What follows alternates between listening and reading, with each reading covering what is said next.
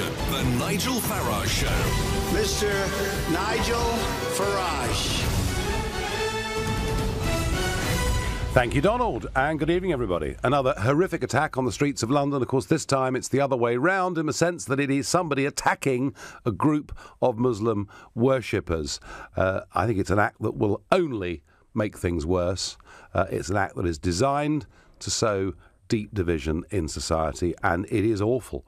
And we'll talk more about that later on in the programme. The big significant political story today is, and it's taken a year because it was the 23rd of June 2016 that we voted for Brexit. It's taken a year for us to get in gear, for us to trigger Article 50. Of course, there was a slight delay by something called the general election, which didn't necessarily go the way the Prime Minister had wanted it. But today, in Brussels, the official Brexit talks have begun, and of course it is David Davis, the Brexit Secretary, meeting Michel Barnier, who is the European Union's chief Brexit negotiator. He's a former French foreign minister. He was a European commissioner. He's someone that I've known for many years, always unfailingly polite, even to me. Believe it or not, he comes up in the tea room and says, "Good morning, how are you?" So I think of all the EU people, far better that it's him than a Mr. Juncker or a Mr. Verhofstadt, who take a very, very aggressive attitude. That doesn't mean that Mr. Barnier is going to be anything like a pushover. But today's session has finished with a big press conference, and Michel Barnier saying that negotiations have got off on the right foot. He says that he and David Davis have agreed on dates, on organisation and on priorities. So what's going to happen is there's going to be a week of negotiations that take place every month, and in between time, parties will work on the proposal. Now, the first 3 points that the European Union wish to discuss with us are citizens' rights, finances, by which they mean the bill they're going to ask us to pay, and other issues such as, in particular, the Irish border, where the European Union is saying they want to make sure that we maintain an open border with Ireland. Of course, we've had an open border with Ireland for nearly 100 years, a point that seems perhaps to have passed some people by. And Barnier was, in some ways, reasonably optimistic. He did say a fair deal is possible, and in his opinion, far better than no deal. Now, so the Barnier plan is to talk about these 3 issues in the early stage, and once that's all been agreed, this is the EU's line, then we would move on to talk about trade. So they are kind of setting this agenda. David Davis, in response, said that the talks were very constructive. He even went as far as to say that a deal is eminently achievable. So some very positive stuff from a David Davis who was looking, I thought, pretty calm, pretty relaxed, pretty in control. I'm sure some people tomorrow in the newspapers will say, in an attempt to make mischief, that he even looked quite prime ministerial. And I think you're going to see a lot more of that over the course of the next few weeks, given that the Prime Minister's position is seen by many to be weakened. But Davis makes the point that, even though the EU appear to be setting the terms, Davis says what matters is how the talks end, not how they start. So, OK, what are the other big priorities beyond citizens' rights, beyond the bill we have to pay, beyond the Irish border? Well, of course, trade is one of them, a big one, and some big pushback, particularly since the general election from the Labour Party. And I've seen today a string of Labour Party spokesmen saying actually what Britain should do is stay within the customs union. And remember, if we stay within the customs union, we won't be able to negotiate our own trade deals outside of it. But there seems to be, from Keir Starmer, who is in charge of their EU policy downwards, there seems to be, despite the fact that in the general election, Corbyn was very clear that we would not be part of the single market, that free movement would end and Britain would be leaving. There seems to be now an awful lot of pressure coming from the Labour Party to change the terms of this. And I think on the other side, we've got a Conservative Party that now looks really very split indeed, with even the Chancellor of the Exchequer suggesting that perhaps we should remain within the customs union. So both parties have some problems on this issue. But what do you think should be the priorities? Should it be the economy? Should it be immigration? Should it be something else? What should David Davis be trying to do in these negotiations? What should be top of the list? I'm going to ask Edward in St Albans as my first caller this evening. Edward, imagine yourself as David Davis. What is your priority? Hi, Nigel. Thanks for accepting my call. Good evening. I think that the focus should be on remaining in the single market and getting the best possible trade deal for the country. Well, hang on. If you remain in the single market, you don't need to negotiate a trade deal because effectively we wouldn't have left the European Union at all, would we? Well, I feel that what we can do is that we need to focus on remaining in specifically the single market, but we can change certain aspects to it. So single market membership has always meant one thing, but there's no reason why we can't walk in and say, we want to change this aspect. We want more control over immigration. You know, we're a great country. Well, I think we will have a lot of influence. Well, Edward, somebody tried this not long ago. His name was David Cameron. He went to renegotiate our relationship. He went to try and get controls on borders, etc., etc. And do you know what he got, Edward? He got a flea in his ear and told it isn't going to happen. And surely, Edward, if you think, and clearly you do, that we should stay within the single market, wouldn't that be willfully going against what the public voted for in that referendum? Well, I think, first of all, I would not trust David Cameron as our main negotiator and as a good representative of us. But secondly, I'd say that, you know, there was nothing on the voting paper that said we had to leave the single market. And I think we do need a bit of flexibility. It's about our future generation. Well, Edward, I'd remind you that not only did David Cameron fail to renegotiate our relationship, but Tony Blair, at the height of his power, absolutely, he just won his third general election and he took over the 6 months rotating presidency of the European Union. I know, I was there. I heard the speech. And he said he was going to completely renegotiate the common agricultural policy. And what did he do? He gave away billions of pounds of our rebate for no fundamental change at all. So I wouldn't be very optimistic about change. But back to your point about the ballot paper. Edward, I'm going to make this point to you. Every single leading player on both the Remain and the Leave side in that referendum, every single one of them said, if we vote to leave the European Union, we are leaving the single market. And those on the Remain side saw it as being a terrible thing, and those of us on the Leave side saw it as a good thing. So, Edward, I think it was clear we were voting to leave the single market. Well, if you're going to look at what both sides said, I saw a recent poll by the Electoral Commission that said, I believe, 52% of voters thought they were being misled by politicians on both sides. So I think if you look at what was said on both sides and what was said by campaigns, such as the amount of money we get back to spend on the NHS, you can't purely base our policy off that. The pure vote on which people ticked was whether we were leaving the European Union. Well, while politicians on both sides said things, you know, that wasn't what we fundamentally voted on. That's just what politicians No, but if we stayed in a single market, Edward, and we weren't able to reform it, we would keep free movement of people, we would keep the jurisdiction of the European Court, and we'd go on paying billions of pounds a year. Edward, I understand your point of view. You think the single market is good for us. I have to tell you one thing David Davis will not do, and I'm pretty certain of this, and I shared platforms with David Davis in the referendum campaign, and David Davis, I know, is absolutely clear we should not be part of the single market, though I'm not sure that all the rest of the cabinet agree with that position. Vincent, in Bedford, what would your priority be, Vincent, if you were David Davis? Well, there's two things. Yep. I heard an interview this morning with the former Conservative MP for Hitchin.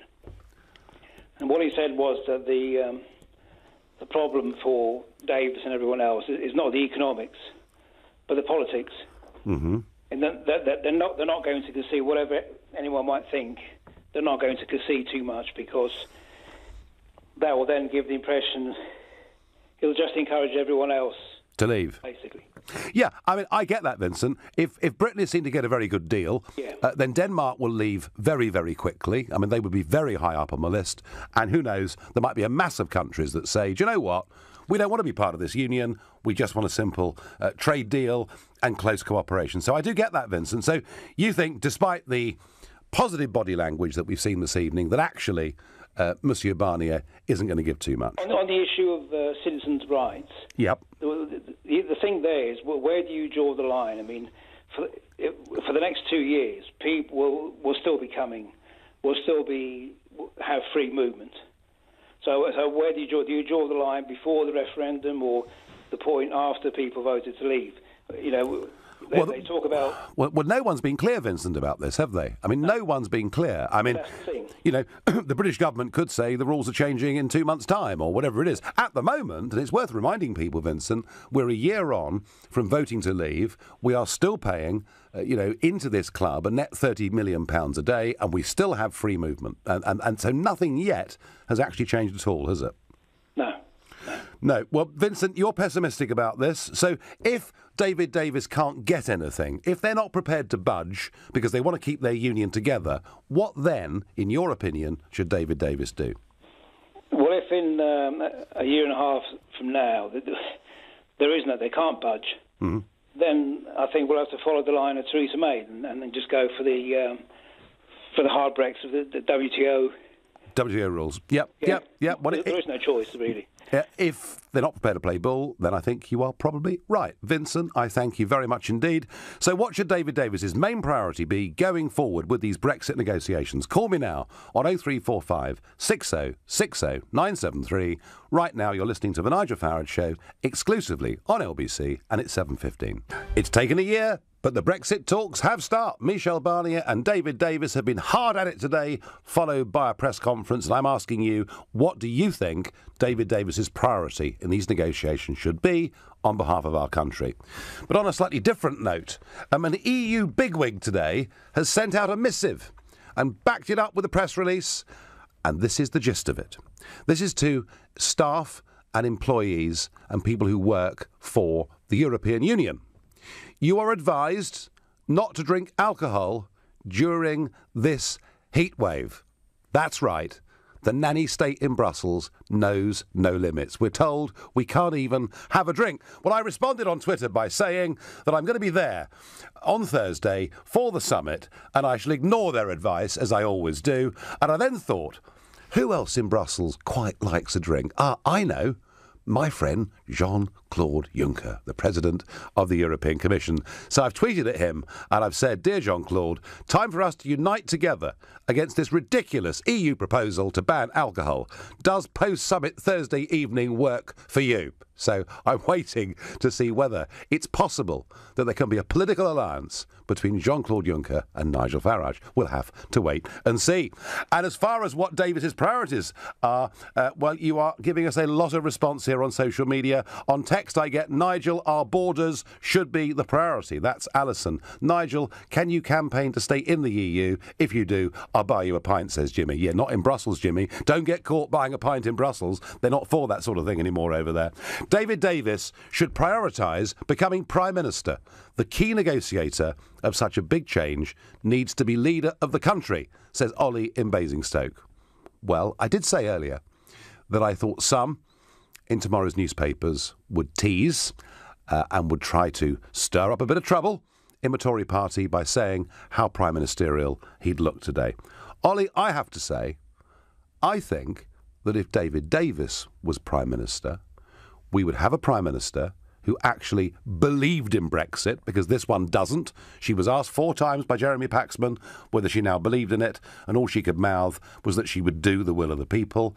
And I'm pretty confident that if David Davis became Prime Minister, he would get rid of those senior cabinet ministers who were trying to sow dissent over this. So I have to say, Ollie, I would really rather like to see David Davis as Prime Minister. And you know what? It just could happen. Steve says to me, we didn't vote to negotiate. We voted to leave. I get one here from Dr. Ralph. Nigel, liars don't gain. Stop lying. No good for your health. you surely, Dr. Ralph, you can do better than that. There isn't really much logic to that at all. Top priority should be negotiating deals with other countries in preparation for crashing out with no deal. Leopards don't change their spots, and the EU won't suddenly become reasonable. Anonymous. Well, do you know what? I agree with that in many, many ways. I think that running concurrently with these negotiations, we should be getting ourselves to the verge of signing trade deals with other countries. And do please remember that there's a fella in the White House and a team around him of people who are very, very positive about this country and want to do a trade deal with us. And indeed, I was at lunchtime with a group of Chinese billionaires, people who are very keen to start investing serious money in this country, and they want some big positive messages about Britain's role in the world post-Brexit. So I agree with that. There's a lot we could be doing now, apart from at the negotiating table in Brussels. But I'm asking you, what should David Davis's priorities be? And I'm going to ask Richard in Glasgow. Richard, good evening. Hi, Nigel. How you doing? I'm fine. So what are the priorities, Richard? Well, I wasn't too sure about a hard Brexit and a soft Brexit, Nigel. Oh, right. If a hard Brexit goes ahead, that means we can do a deal out with the EU immediately. Would that be correct? Richard, during the referendum, the terms hard Brexit and soft Brexit were not used by anybody, all right? Yeah. It's only after the referendum, and when the establishment lost, what they tried to do was to redefine the debate. Soft Brexit, nice, cuddly, good. Hard Brexit, bad, dangerous, extreme, awful. So hard Brexit is defined by these people as leaving the single market, as leaving the customs union, and as being prepared, if necessary. And by the way, this isn't my priority. I think we should just have a sensible tariff-free trade deal, but it's being prepared to walk away. And soft Brexit is code, Richard, for us staying in the European Union, apart from the name. So we'd leave the Treaty of Rome, but we'd stay in all the other bits. And I think it really is, a giant attempt by the establishment, Richard, to con us. And yes, I'm with you. I mean, these Chinese businessmen that I met today, they were saying, well, we've been reading in the Financial Times and elsewhere that if Britain didn't have a trade deal, this would be disastrous for business. I said, guys, you have no trade deal with the European Union at all, and yet you managed to sell 300 billion euros worth of goods into the single market last year without being a member of it and without having a trade deal. So, Richard, I'd want us to have a deal, but if we don't, we'll be free to open ourselves up to the 85% of the world's economy that is not in the European Union. That was my next question, Nigel. I think we've got close ties with Europe, but it's not the biggest market for our products. Well, as far as I know, America's got a bigger marketplace in Europe. Is that the right thing? Well, actually, Richard, let's just get this factually right. I mean, 40% of our overseas trade is done with our next door neighbours in the European Union. So it is a significant, very significant part of our business. It's the biggest single part of our business. But here's the important thing, Richard. 2 quick points. One is that every year that goes by, the percentage of business we do outside the EU is outstripping the growth of business with the EU. And secondly, when we joined the European Club, it accounted for something like 30% of the global economy. It is now down towards 15% of the global economy, and in 15 years' time, that's projected to be less than 10%. I'm not saying trade with Europe isn't important. It is. But what I am saying is it's the rest of the world where the growth's going to be. So, Richard, which do you favour, a hard or soft Brexit? I would say a hard Brexit. And the reason I'm saying this, Nigel, is this is going to drag on for 2 years. Well, it could. After two years, what's going to happen? They're going to have no trade deals with anybody else because you're not allowed to. If you're still in the European Union. Is that right? Well, that's a moot point, Richard. That's a moot point. My lawyer's interpretation of the rules is that we're not allowed to sign a trade deal with anybody else. 1 or 2 officials in Brussels have told us were not even allowed to negotiate a trade deal during that 2-year period. And I think in a constructive spirit, what we should do is tell them to go to hell, and we will obey the big part of the law about not signing, but we get everything else in place. Richard, you favour a hard Brexit, but I'm not going to call it hard Brexit. I'm going to call it what we voted for, a proper Brexit. Gilly in Battersea, what do you think Davis's priority ought to be? Good evening, Nigel. Good evening. First of all, I must say I never ever thought that I would ever call your show and will be speaking to you, because I voted to Remain. Yep. And I was always for Remain. However, all of the talks of the hard and soft Brexit and what the soft Brexit should be is a bit pointless and ridiculous now, because if we wanted to leave and we decided that we want to control our borders, we want to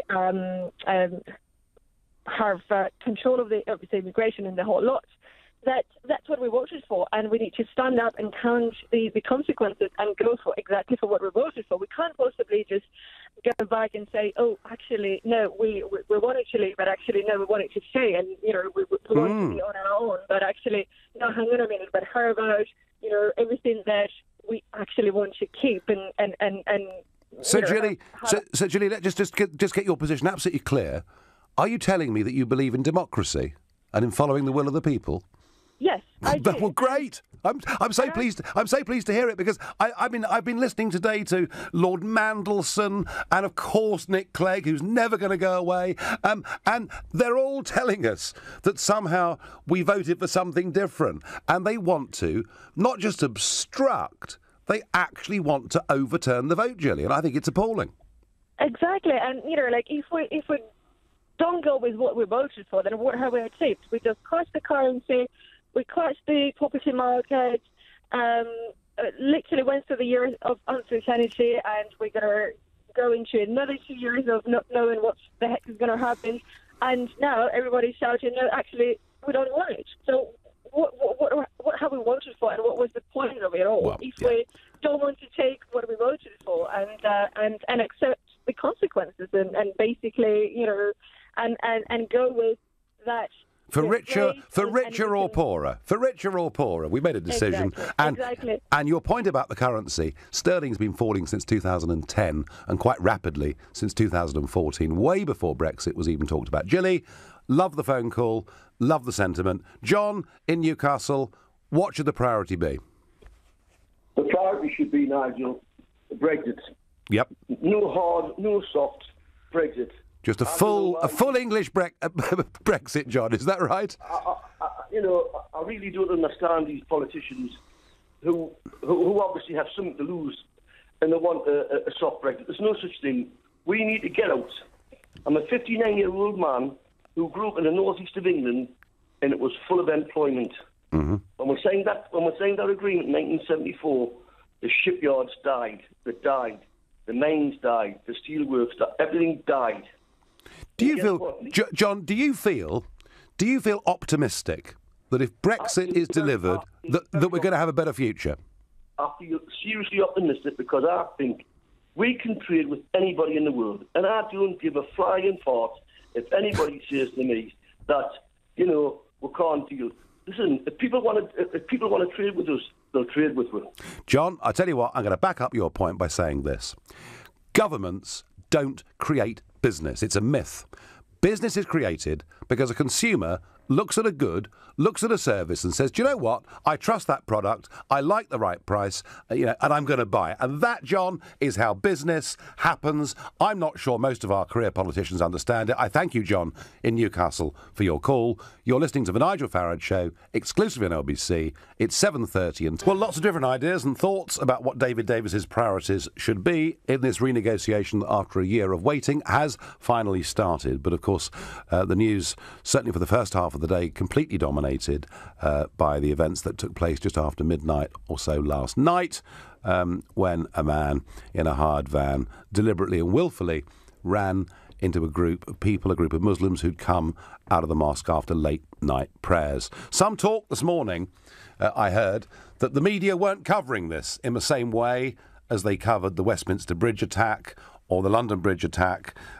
Some criticism that the media were referring to this as an incident, as opposed to using the term terrorism. I think that's all nonsense. I think the media have treated this in exactly the same way as they treated the other attacks, and indeed the Prime Minister couldn't have been clearer in her total condemnation of it, as with everybody else. What fascinates me is that some have approached this in a way that I find very surprising. The sainted J.K. Rowling, who is a prolific tweeter and has a massive Twitter following, and after all the other terrorist attacks that have happened in our country, she has said that our country will stand up and we will get through this. And she obviously criticised Donald Trump, but nowhere did she seek to blame anybody for the radicalisation that had happened. She didn't blame the prison service for the London Bridge attacker being radicalised. She didn't blame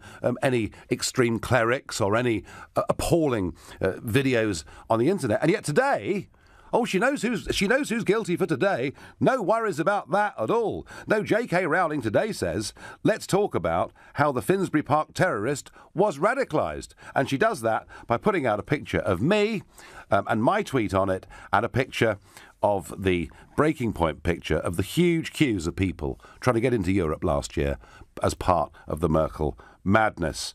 Julia Hartley-Brewer defended me by saying, yeah, I was waiting for this. Elected politicians calling for limits on immigration are now responsible for inciting terrorism, are they? And I have to say to J.K. Rowling, look, you may really dislike me. You may hold a huge prejudice against me. But if you've ever listened to this show, you'll know that I've been one of the voices all through the course of the last 10 or 11 weeks where I've been saying the last thing, the absolute last thing we want to do is to have a war against Islam. It would be a catastrophe. And I've also been a voice saying that I don't think we should round up the 3,500 terrorist suspects and put them all in prison, because I think that actually would radicalise a lot more moderate people, just indeed as it did in Northern Ireland when we interned large numbers of the IRA. So I'm sorry, J.K. Rowling, but you're speaking here out of pure prejudice and, I think, ignorance. But 0345 60 60 973 is the number, and I would love to hear from you. Now, back to this question of what should David Davis's priorities be.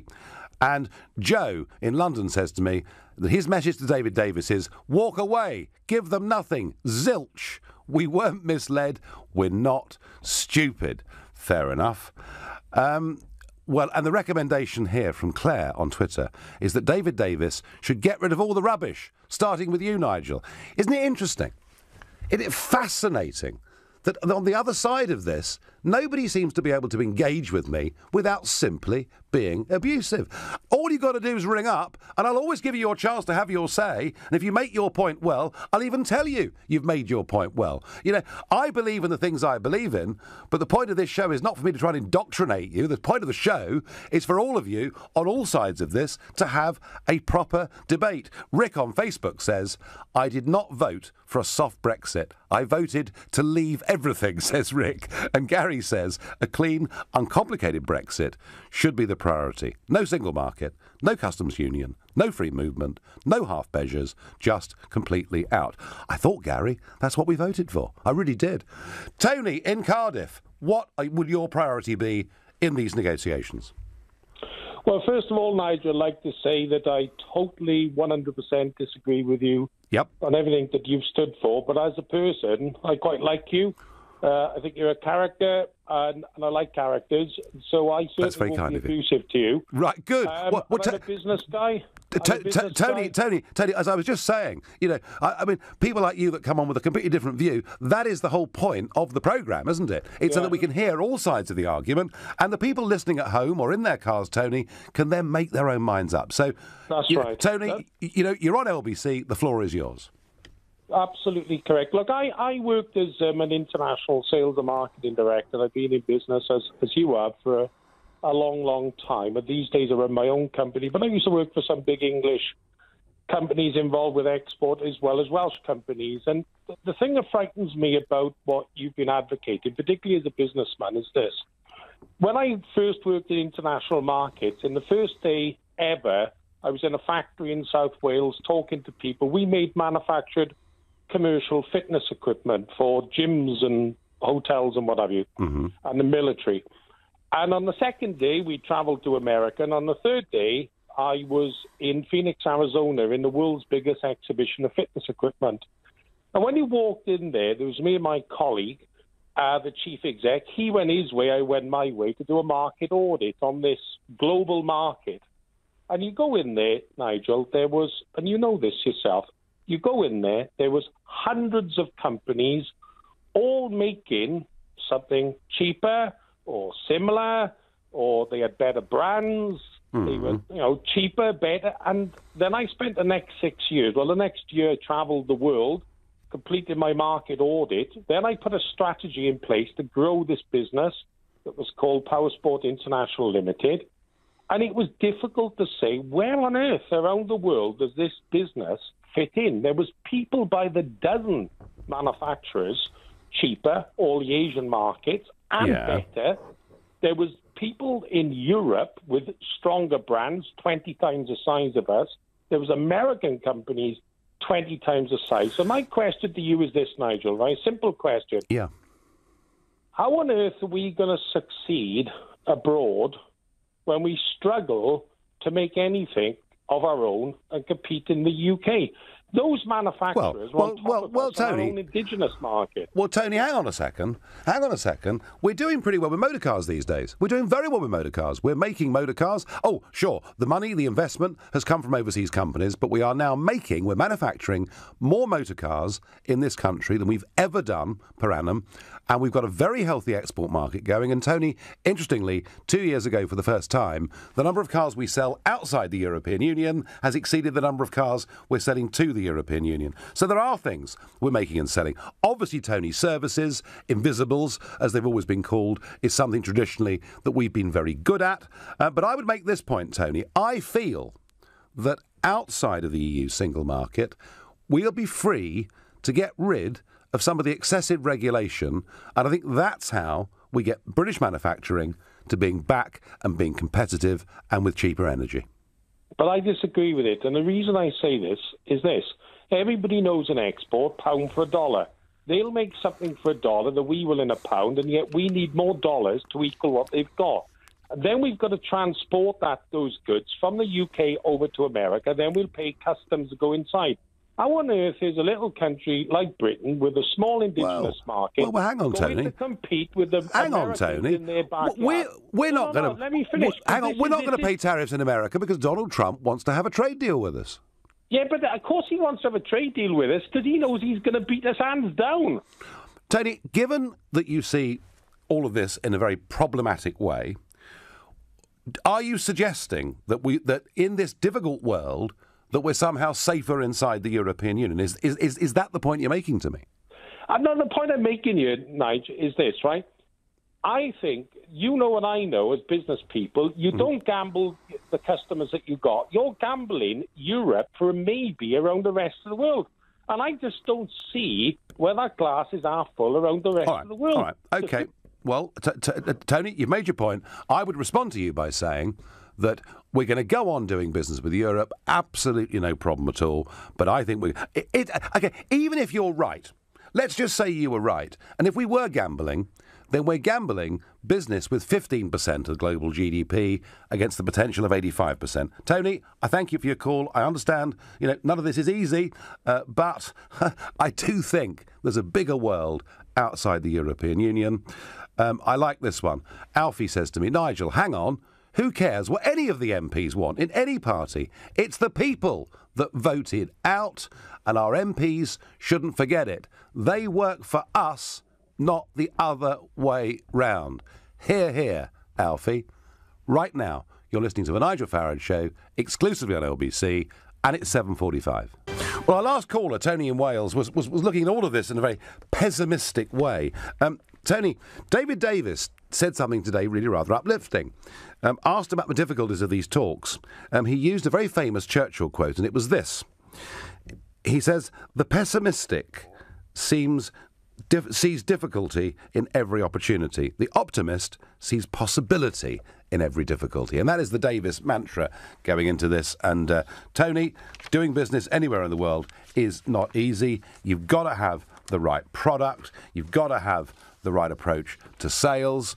But actually, I think we're very, very well placed. Russ in Bromley, what will the deal be? What should the deal be that David Davis carves out in Brussels, if any?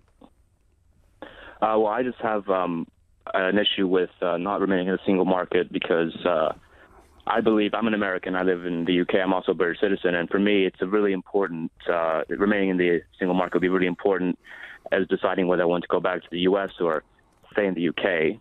And I think because of that, I think lots of people who provide high skills and labor to companies and the market in the UK will also be facing some of the conundrum and may decide to go either back to a Commonwealth nation or back into the EU or to the US like myself. Russ, we're just about, with Brexit, to open ourselves up to the Commonwealth. We betrayed them horribly 40 years ago by joining the common market, but we're about to open ourselves up to them again.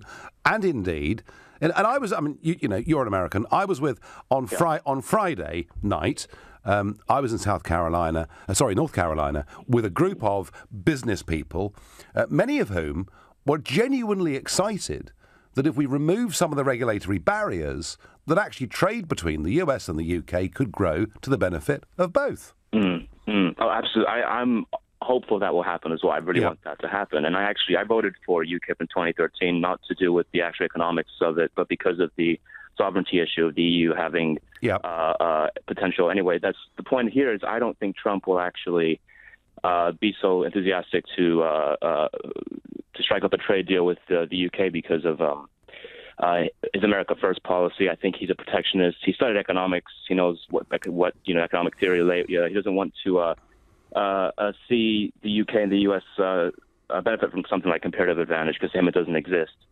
Russ. I mean, look, he is against what he sees as unfair competition, and he made that point, all the way through the campaign and in all of the rallies, and you're absolutely right about that. But that doesn't mean he isn't open to trade with some countries, and he sees us as being, pretty much equivalent in many, many ways.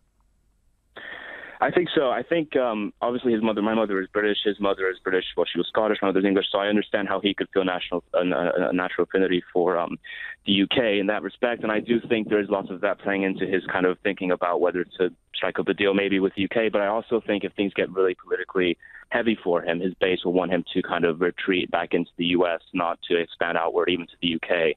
I live there. I live in Texas in America, so I know lots of my family members are Trump supporters, and I can speak with certainty when I say that is something they will not care. I mean, even they don't really care about the fact that I'm over here in terms of future. To them, it's just another place altogether. It's socialist world. So that's right. So basically, I don't. Really, a lot of Americans do think that. Russ, tell me, let me just ask you finally: do you think David Davis will be able to cut a good deal? Yes, I do. You do? I think Theresa May is hopeless. I voted for Jeremy Corbyn because I liked his policies. Wow. David Davis, I voted for Cameron in 2015. I want to stay in the EU. I'm a Cameron conservative, but not a May conservative. I like Jeremy Corbyn. I guess I vote for personality because I'm still thinking about the presidential system as it was in America. And what do you think? What do you think, Russ? What is your view on David Davis's personality and how he's handled today? I think he comes across as an earnest, honest, trustworthy person. I think lots of people like to talk about how he went to comprehensive school and all that stuff, so he comes across much more likable, I guess. I think that was you said about personality on election night. I did. TV. On ITV, I think it was. I don't remember exactly what it was, but yeah, it was. What I said was that Theresa May had completely bombed in the election. She'd come. I was taking policy out of it. I was just purely dealing with personality. That she was cold, robotic, and looked thoroughly insincere. Whereas Jeremy Corbyn looked warm, humorous, addressed a crowd of 10,000 people in Gateshead, and he looked like he was having the time of his life. So let's just suppose, Russ. Let's just play a little game here because you like to vote. Having been brought up as an American, you view this in a presidential way. So, Russ, you're up against the wall. I'm asking you, Corbyn or Davis, which one would you vote for? I think I'd vote for Corbyn, Wow. but I think it's a lot more. I don't like that hypothetical, really. I'd have to see what the Well, direction look, is I was having a bit of fun with you. Yeah, Russ, yeah. I vote for Corbyn at the moment, but yeah. I mean, it's maybe not. Who knows? Okay, Russ, I got to move on. I thank you for your call. Yeah, and I get on text. David Davis might as well take Corbyn with him to help fix a deal, because at the end of the day, he and Labour will decide what is acceptable, says Brian. Well, I have to say, since the general election, I'm becoming quite worried about the arithmetic that is there in Parliament. Joe in London says, we'll do business with anyone, but we don't want them living here. Well, it's a bit hard line, Joe. I think, what we're talking about is control of immigration, control of our borders, not pulling up the drawbridge completely. The next PM, it's funny, isn't it? This debate has moved on very much this evening to who the next Prime Minister should be. It could still, of course, be Mrs May in 2022. The next Prime Minister should be David Davis. If Boris Johnson is chosen, the Conservatives will not win the election, says Lily in Bolton. Well, Lily, I think the truth of it is that Boris Johnson may not be as popular in the north of England, but he's very, very popular in London and the home counties. And indeed, to have won as London Mayor in London for the Conservatives said to me that he had to have quite a bit of a personal vote. Anne in Motherwell in North Lanarkshire, what should David Davis be doing? Hello, Nigel. Excuse me, I'm a bit nervous. Don't be just imagine you're having a conversation with a friend. Okay. I think he should get out now, because I don't think he should waste 2 years. He's not going to get a deal for those pompous, arrogant old men who are full of their own importance. You'll be watching my speeches. Nigel, I don't recognise this country. I'm a fair age now, and in 1974 I was on 26 when we voted for the common market. Yeah. I don't recognise it with 4 million Muslims, 3.2 million Europeans. I just don't recognise it anymore. And I think we should control immigration. That's my main objective. So that is your burning priority. So if David Davis can't get a very quick deal on border controls, you would simply walk away, Anne, yeah? I think we should walk away anyway, whether he gets a deal with immigration. Now, I tell you what, I said earlier that hard Brexit and soft Brexit were inventions, but I think, Anne, you do qualify as being a hard Brexit. It's just to hell with them, let's go, yeah? Well, look at David Cameron. He went over there and negotiated for immigration, what have you. He walked away with his tail between his legs and got nothing.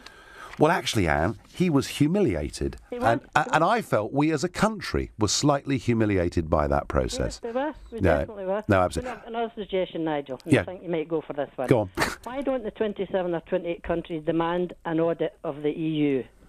That way we will know exactly what we owe in the exit bill. And I think it will also create the downfall of the European Union.